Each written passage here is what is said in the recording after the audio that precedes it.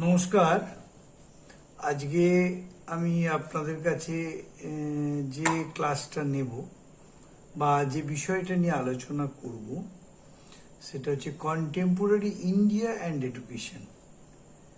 Contemporary India and education এর মূল চারটে ফেজ আছে। একটা হচ্ছে unemployment, poverty, population explosions and student unrest. অর্থাৎ মূল বিষয়টা হচ্ছে বেকারত্ব, আনএমপ্লয়মেন্ট, এই বিষয়টাই আজকে আমাদের মূলত আলোচনার পর্ব।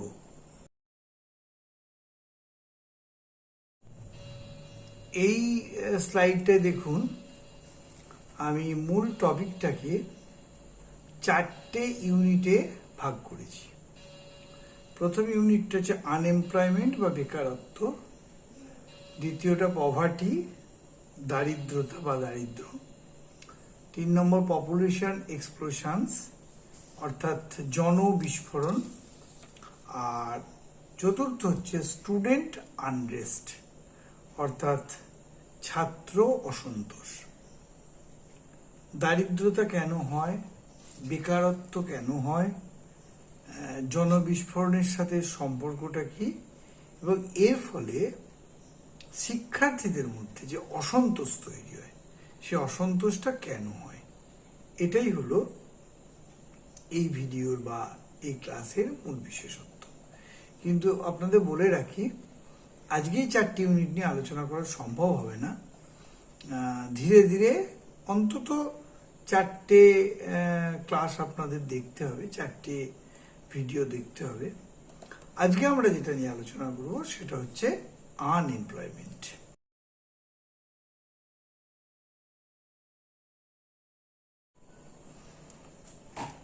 এই স্লাইডটা দেখুন, আনএমপ্লয়মেন্টে একটা সংজ্ঞাকে আমি চিহ্নিতকরণ করেছি।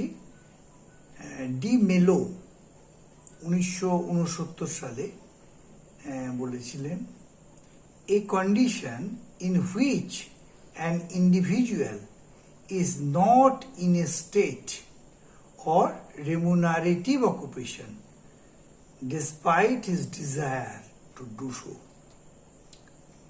A condition in which an individual is not in a state or remunerative occupation despite his desire to do so.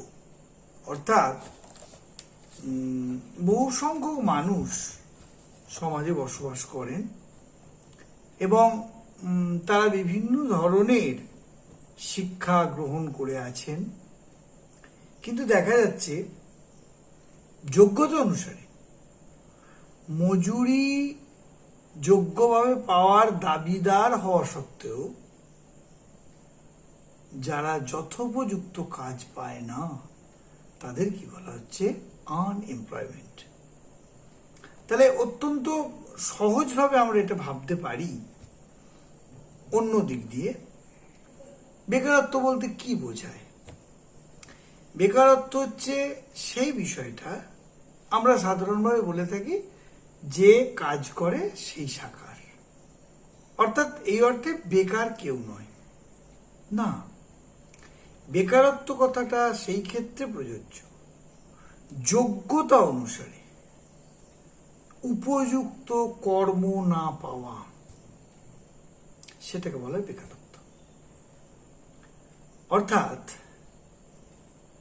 বহিরঙ্গে আমরা দেখতে পাচ্ছি একজন মাস্টার ডিগ্রি বা পিএইচডি করা ছেলে, সে চাকরি পায়নি, সে হয়তো একটা অটো চালাচ্ছে বা টোটো চালাচ্ছে, সে হয়তো দুবেলা তার অর্থ উপার্জন করছে, এটা সত্য কথা, কিন্তু ওটা তো তার কাজ নয়। ওটার জন্য যোগ্যতা লেখাপড়া না শিখলেও হয়, বড়জোর মাধ্যমিক। তাহলে যে master degree pass, PhD degree আছে যার, তার কাছে এটা কাজ নয়। তাহলে বেকারত্ব হচ্ছে এক্ষেত্রে উপযুক্ত যোগ্যতা সম্পন্ন হওয়া সত্ত্বেও সেই যোগ্যতা অনুসারী মজুরি বা বেতন কাঠামোয় না থাকা বা না কাজ করা, সেটাই হচ্ছে বেকারত্ব। ডি মেলোর এই কথাটা কিন্তু এই অর্থে সুপ্রযুক্ত। A condition in which an individual is not in a state or remunerative occupation despite his desire to do so, অর্থাৎ তার পাওয়া যা উচিত সেই অনুসারে সে না পেলে এটা কি বলা হয়? বেকারত্ব। এই স্লাইডটাতে আমরা এইটাকে বলার চেষ্টা করেছি।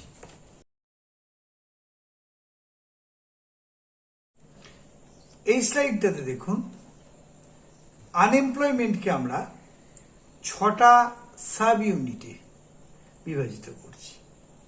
Number 1, concept of unemployment, materials of unemployment, classification of unemployment, causes of unemployment, social impact of unemployment, role of education to eradicate unemployment।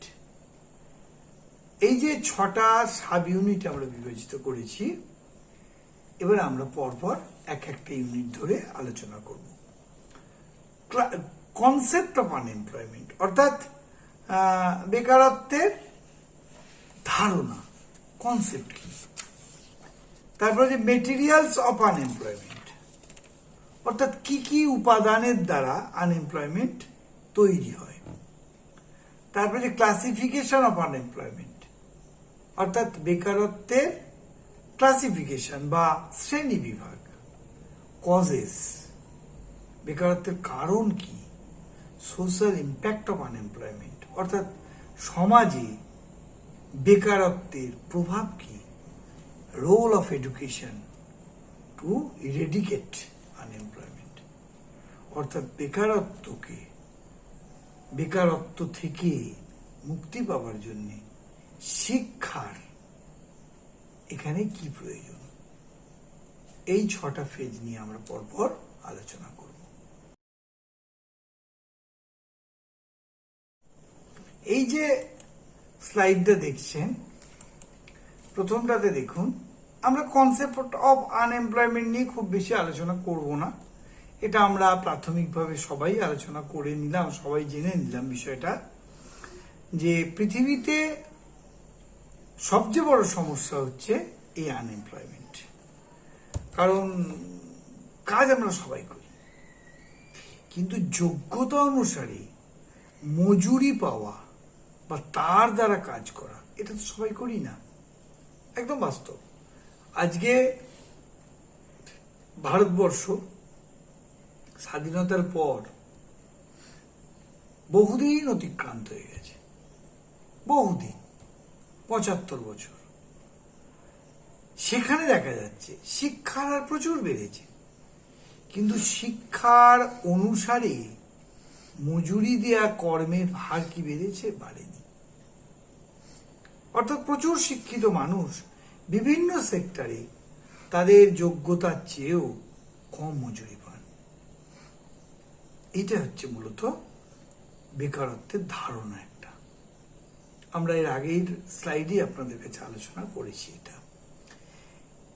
আজকে আমরা যেটা এই স্লাইডটা দেখছি, দেখুন, ক্লাসিফিকেশন অফ আনএমপ্লয়মেন্ট অর্থাৎ বেকারত্বের শ্রেণী বিভাগ। প্রথমে হচ্ছে এডুকেশনাল আনএমপ্লয়মেন্ট, যেটাকে হোয়াইট কালার জবও বলা হয়। Seasonal unemployment, cyclical unemployment, industrial unemployment, technological unemployment, frictional unemployment, disgusted unemployment, sudden unexpected unemployment. তাহলে এই যে বিষয়গুলো, এই বিষয়গুলো নিয়ে আমরা আলোচনা করতে পারি।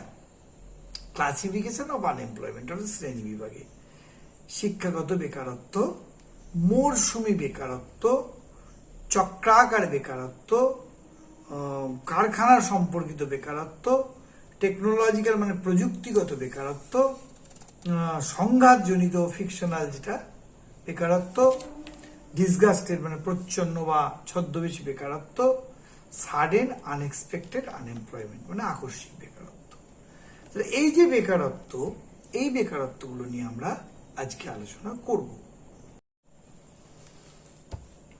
দেখুন, আমরা প্রথম যে হেডিংটা দিয়েছি এডুকেশনাল আনএমপ্লয়মেন্ট অর্থাৎ শিক্ষাগত বেকারত্ব। বর্তমান সমাজে এটা একটা প্রবল আকৃতি ধারণ করেছে এবং সমাজকে একটা অনিশ্চিত ভবিষ্যতের দিকে ঠেলে নিয়ে যাচ্ছে। আমরা নিজেরাই জানি না এর শেষ কোথায়। তাই বলি কি আমরা ছেলে মেয়েদের লেখাপড়া শেখাবো না? নিশ্চয়ই শেখাবো।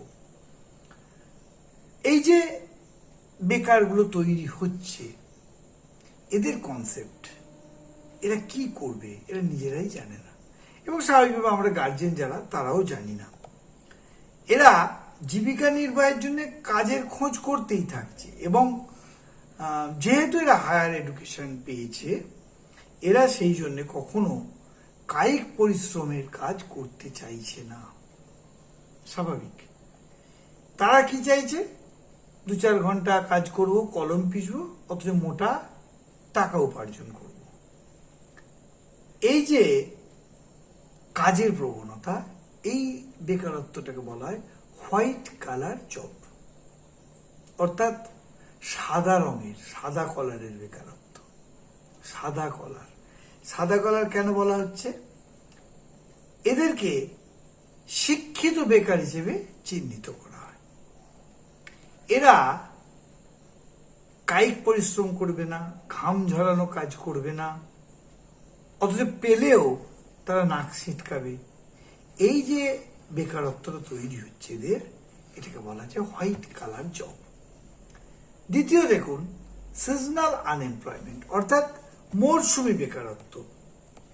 এটা অনেক সময় হয় কি, কোনো দ্রব্যের উৎপাদন একটা বিশেষ মরশুমে হয় এবং কিছু ব্যক্তি তাতে নিযুক্ত হয়ে যায়।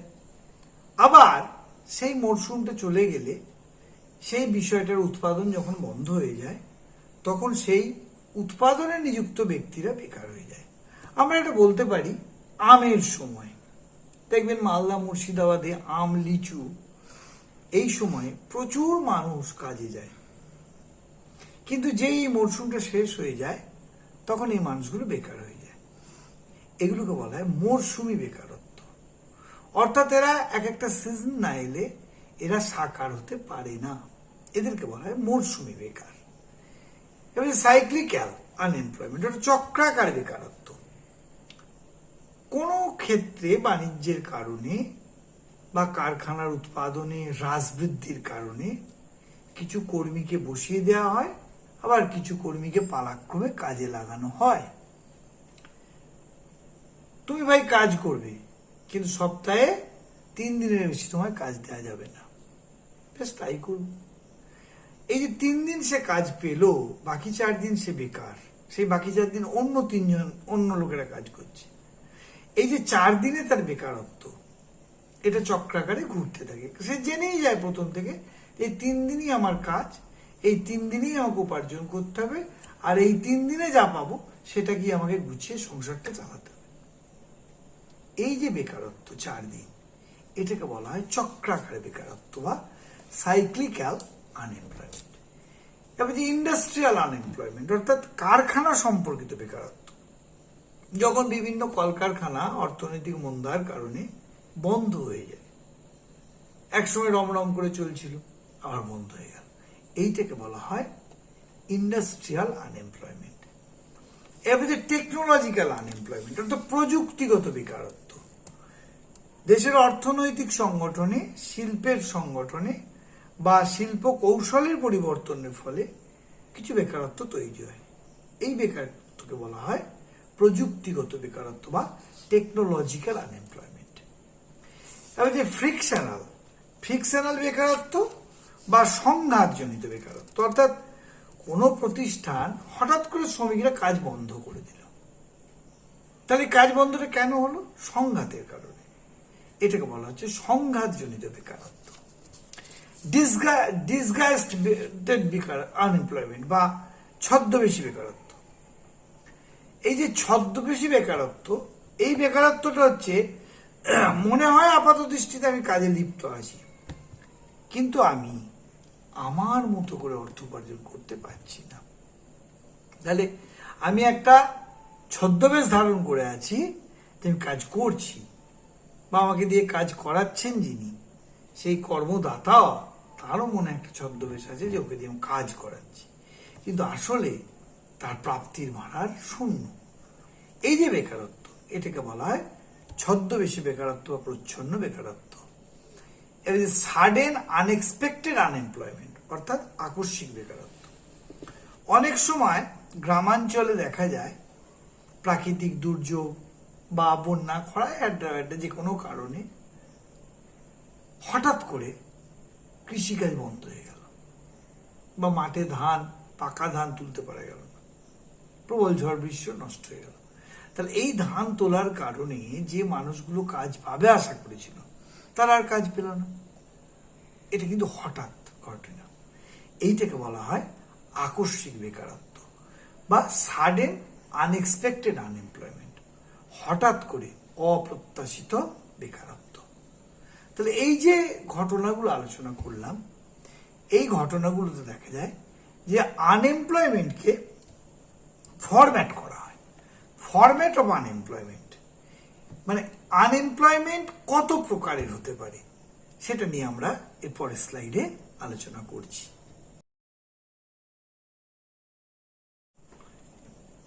এই স্লাইডটা দেখুন, প্রফেসর এডগার ও এডওয়ার্ডস ইনি বলছেন যে ফরম্যাট অফ আনএমপ্লয়মেন্ট ক প্রকারের।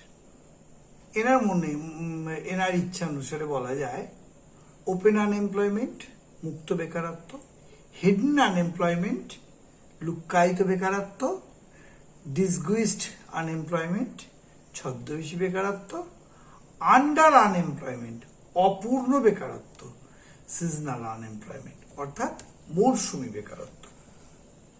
মুক্ত বেকারত্ব কাকে বলা হয়? এই ধরনের বেকারত্ব ইচ্ছাকৃত বা অনিচ্ছাকৃত দু প্রকারের হতে পারে। এক্ষেত্রে মানুষ তার যোগ্যতা অনুসারে কাজ পেতে পারে, আর কাজ পেয়ে সেটা গ্রহণ না করলে যে বেকারত্ব হয় সেটা হচ্ছে ওপেন আনএমপ্লয়মেন্ট। এবার হচ্ছে লুক্কায়িত বেকারত্ব বা হিডেন আনএমপ্লয়মেন্ট। এখানে বলা হচ্ছে যে উন্নয়নশীল দেশের কৃষি খাতে পারিবারিক জমিতে যে শ্রম দেওয়া হয় তার একটা অংশ লুক্কায়িত বেকারত্ব, এবং এই বেকারদের মধ্যে মহিলা শ্রমিকের সংখ্যা বেশি। দেখবেন বাড়ির যে কোনো কাজে, চাষাবাদে বাড়ির মহিলারা কিন্তু ভীষণভাবে ইনভলভ থাকেন। এই যে মহিলারা ইনভলভ থাকেন, কিন্তু আদপে তারা বেকার, তাদেরকে এর বিনিময়ে কিছু দেওয়া হয় না। বাড়ির কাজ তো, বা বাড়ির পুরুষরাও যারা এই কাজে লিপ্ত থাকেন তারা কোনো শ্রমের মূল্য পান না, কিন্তু তারা কাজে ব্যপ্ত থাকেন। এটাকে বলা যায় হিডেন আনএমপ্লয়মেন্ট। এরপরে যে ডিসগুইস্টেড আনএমপ্লয়মেন্ট বা ছদ্মবেশী বেকারত্ব, যেটা সেক্ষেত্রে উন্নত শ্রম বৃদ্ধির ফলে শ্রমিকরা যখন কাজ করে, দেখা গেল একটা জমি চাষ করতে 10 জন মজুর লাগছে, কিন্তু সেখানে যখন আমরা উন্নত যন্ত্রের দ্বারা কাজ করছি তখন 10 জন মজুরের 8 জনকে আমরা বসিয়ে দিচ্ছি, 2 জনকে দিয়ে কাজ করছি। তাহলে যে 8 জনকে আমরা বসিয়ে দিলাম, এটাকে বলা হচ্ছে ছদ্মবেশী বেকারত্ব। আমি ইচ্ছা করলে লাগাতে পারতাম যন্ত্রটা না লাগিয়ে, কিন্তু আমি লাগাইনি। আন্ডার আনএমপ্লয়মেন্ট অর্থাৎ অপূর্ণ নিয়োগ। এই ধরনের অবস্থা উন্নয়নশীল দেশের গ্রাম ও শহর এই উভয় অঞ্চলেই দেখা যায়। সিজনাল আনএমপ্লয়মেন্ট, মৌসুমী বেকারত্ব। কৃষি প্রধান উন্নয়নশীল দেশে এক ফসলি কৃষি পদ্ধতি যেখানে চালু আছে, সেখানে মরশুমের সময়টাতেই খালি মাত্র কাজ পাওয়া যায়, অন্য সময় কাজ পাওয়া যায় না। এটাকে বলা হচ্ছে সিজনাল আনএমপ্লয়মেন্ট। তাহলে ফরম্যাট অফ আনএমপ্লয়মেন্টে এই যে 5টা ধারণা আমরা পেলাম, এটা অত্যন্ত গুরুত্বপূর্ণ। একটা যে ওপেন, একটা হিডেন, একটা ডিসগুইসড, একটা যে আন্ডার, একটা সিজনাল। এই যে 5টা বেকারত্ব, এর প্রবক্তা হলেন কে? প্রফেসর এডগার ও এডওয়ার্ডস।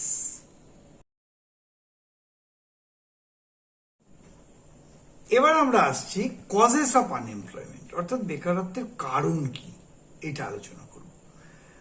বেকারত্বের কারণ বলতে আমরা মূলত দুটো জিনিসকে চিহ্নিত করতে পারি। একটা হচ্ছে এডুকেশনাল রিজনস আর একটা হচ্ছে আদার্স রিজনস। একটা হচ্ছে শিক্ষাগত কারণ আর একটা হচ্ছে অন্যান্য সমস্ত কারণকে এক জায়গায় করে। এই শিক্ষাগত কারণ বলতে বোঝানো যায় অশিক্ষা যেখানে আছে সে অশিক্ষার জন্য কিন্তু বেকারত্ব বৃদ্ধি পায়। আজকের দিনে প্রচুর বিদ্যালয় তৈরি হয়েছে, নানান ধরনের শিক্ষা ব্যবস্থা হয়েছে, আমি লেখাপড়া করব না এই বোধটা যদি কোনো মানুষের মধ্যে ঢুকে যায় সেখান থেকে তাকে রিকভার করা কিন্তু খুব মুশকিল হয়ে পড়ে।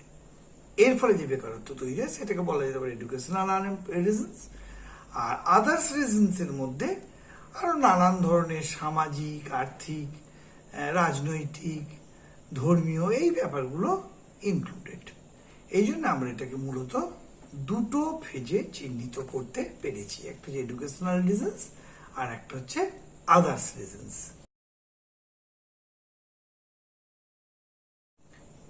এই স্লাইডটা দেখুন, এডুকেশনাল রিজনস। এডুকেশনাল রিজনসে আমরা করেছি কি, lack of proper planning, lack of quality of education, lack of professional education, lack of technology education, lingual problem, development of social, development of science and technology, lack of fund and unskilled labor. তাহলে lack of proper planning এর একটা অপ্রতুলতা বা ত্রুটি আমরা দেখেছি। সরকার শিক্ষা দানের জন্য ভীষণভাবে সচেষ্ট, কিন্তু অনেক সময় দেখা যায় সেই শিক্ষা দান করতে গেলে নানান ত্রুটি তাদের সামনে এসে পড়ে। এটা সরকারের দোষ নয়, সরকার পারেন না, তার যে ইনফ্রাস্ট্রাকচার আছে তিনি দিয়েও সেই দুর্বল জায়গাগুলোকে ঢাকতে পারেন না। তার কারণ হচ্ছে আমরা শিক্ষককুল। আমরা প্রথম থেকেই দেখেছি অনেক অযোগ্য ব্যক্তি নানান বড় বড় পদে বসে আছেন। কিভাবে পেয়েছেন, কেন পেয়েছেন সে বিতর্কের কোনো প্রয়োজন নেই। তাদের অযোগ্যতা, তাদের ব্যর্থতা নিচু স্তরে যখন তারা দায়িত্বপ্রাপ্ত হয়ে প্রভাবিত করে, তখন দেখা যায় সেই প্রভাবের ফলে দুর্বল ত্রুটিপূর্ণ শিক্ষা ব্যবস্থা জন্ম নেয়। এই জন্য বলা হচ্ছে ল্যাক অফ প্রপার প্ল্যানিং। দ্বিতীয় হচ্ছে lack of quality of education, উন্নত কোয়ালিটির শিক্ষা দানের ব্যর্থতা, এটাকে বলা হচ্ছে lack of quality education, lack of professional education. একদম ঠিক। আমরা এই শিক্ষা দানের জন্য যে মানুষগুলোকে পাঠাই সেগুলো যদি অযোগ্য হয় তাহলে কোয়ালিটি এডুকেশনটা হবে কি করে? হবে না। ল্যাক অফ টেকনোলজি এডুকেশন, একেবারে ঠিক। টেকনোলজি এডুকেশন, প্রযুক্তিগত শিক্ষার অভাব, সমস্ত স্কুলে কলেজে ইনফ্রাস্ট্রাকচার নেই বা তৈরি করে হয়ে ওঠেনি। আবার যারা সেটাকে প্রয়োগ করতে যাবেন তাদের মধ্যে সে দক্ষতা নেই। তাহলে এই যে ল্যাকুনা বা দুর্বল জায়গা, এইটাই কিন্তু শিক্ষাগত দুর্বলতার দিককে তৈরি করে। লিঙ্গুয়াল প্রবলেম, ভাষাগত সমস্যা। দেখা গেল যে এলাকার বিদ্যালয়, সেই এলাকার বিদ্যালয়ে আমি এমন একজন টিচারকে পাঠালাম যিনি ওইখানকার ভাষা বোঝেন না। স্বাভাবিকভাবে তিনি সেখানকার পড়াশোনার প্রতিও ততটা আগ্রহ দেখাবেন না। এটাকে বলা হয় লিঙ্গুয়াল প্রবলেম।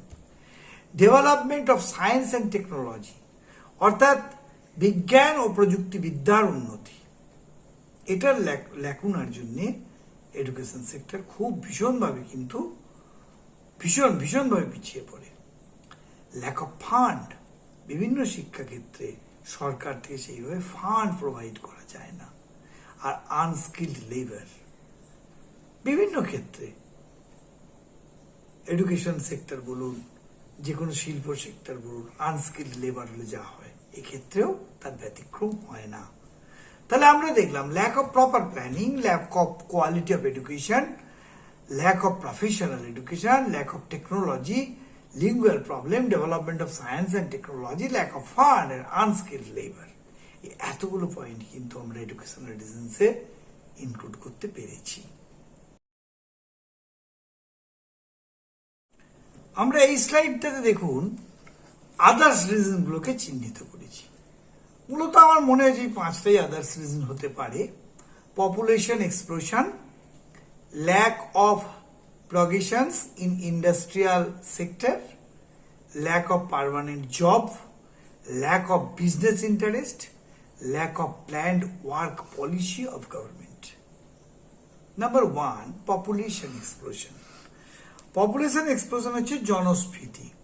এটা একটা ভীষণভাবে গোটা পৃথিবীকে ভাবিয়ে তুলেছে। আজকে পৃথিবীর জনসংখ্যা 750 কোটি।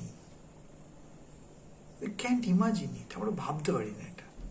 তার মধ্যে আমাদের ভারতবর্ষই প্রায় 150 কোটি।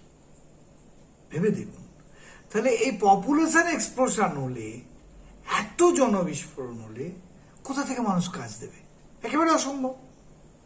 তাহলে আদার্স রিজন এটা হচ্ছে অত্যন্ত মেইন একটা point, population explosion, lack of progression in industrial sector, অর্থাৎ শিল্পের অনগ্রসরতা, ইন্ডাস্ট্রিয়াল সেক্টরে পিছিয়ে পড়া, ল্যাক অফ পার্মানেন্ট জব, অর্থাৎ স্থায়ী কর্মের অভাব, ল্যাক অফ বিজনেস ইন্টারেস্ট, অর্থাৎ ব্যবসার প্রতি অনীহা, lack of planned work policy of government, সরকারও উদাসীন তার প্ল্যানিং এর ক্ষেত্রে। তাহলে এই 5টা পয়েন্টকে যদি আমরা অ্যানালিসিস করি তাহলে দেখব আদার্স রিজন গুলো কিন্তু আমরা সহজেই চিহ্নিত করতে পারছি। Population explosion, lack of progression of industrial sector, lack of permanent job, lack of business interest, lack of planned work policy of government.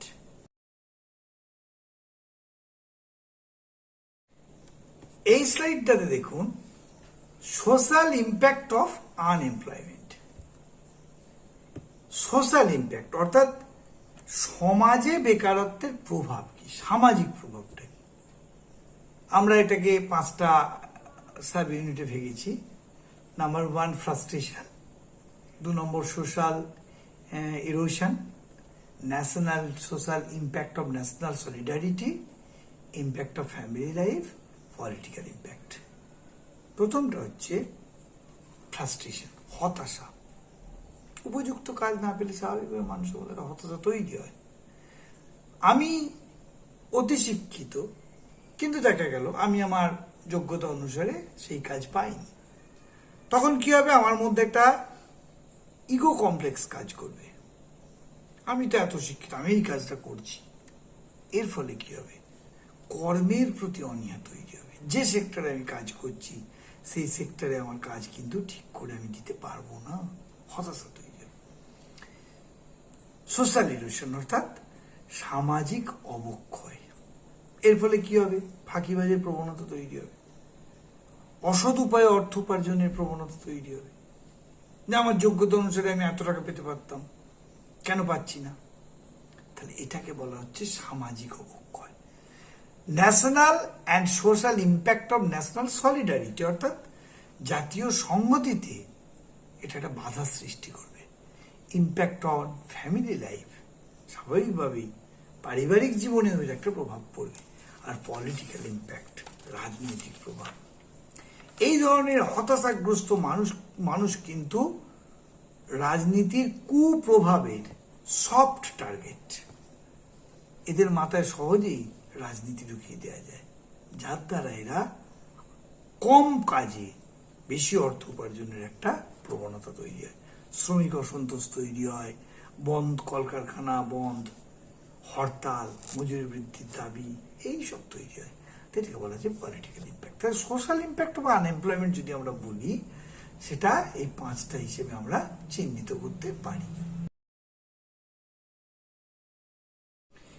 এবার এই স্লাইডটাই দেখুন, আমরা role of education to eradicate unemployment অর্থাৎ বেকারত্ব দূরীকরণে শিক্ষার ভূমিকা। এটা নিয়ে আমরা এখানে অনেকগুলো সাব ইউনিট চিহ্নিত করেছি। Universal school education, scientific educational planning, development of quality in education, vocational and professional education, more implementation of technical education, population education, invest of more finance in education, development of language skill, reformation of education system. Universal school education আমাদের চালু করতেই হবে এবং বিদ্যালয় শিক্ষায় যাতে বিজ্ঞানের প্রবেশ ঘটানো যায় সেটা লক্ষ্য রাখতে হবে। কোয়ালিটি এডুকেশনকে উন্নয়ন ঘটাতে হবে, ভোকেশনাল এডুকেশন এবং প্রফেশনাল এডুকেশনকে প্রথাগত শিক্ষার সঙ্গে ম্যাচ করাতে হবে। আর টেকনিক্যাল এডুকেশনকেও কিন্তু এখানে প্রবেশ করাতে হবে। পপুলেশন এডুকেশন, জনসংখ্যা নিয়ন্ত্রণের জন্য একটা শিক্ষার ব্যবস্থা করতে হবে, ফিন্যান্সের ব্যবস্থা করতে হবে, আর ল্যাঙ্গুয়েজ স্কিলকে আপলিফট করতে হবে, যার দ্বারা নতুন করে এডুকেশন পলিসিটাকে রিফর্ম করা যায়। এটা হচ্ছে আমাদের এডুকেশনে শিক্ষার মূল লক্ষ্য। আজকে যে বিষয়টা টোটাল আপনাদের কাছে আলোচনা করলাম সেটা হচ্ছে মূলত আনএমপ্লয়মেন্ট টপিকটাকে নিয়ে। আশা করি আপনাদের ভালো লেগেছে এবং প্রত্যেকটা ফেজকে আমি ভেঙে বোঝানোর চেষ্টা করেছি আপনাদের কাছে, ইউনিটগুলোকে সাব ইউনিটে ভাগ করে। আগামী দিনে আমি পভার্টি নিয়ে আলোচনা করব,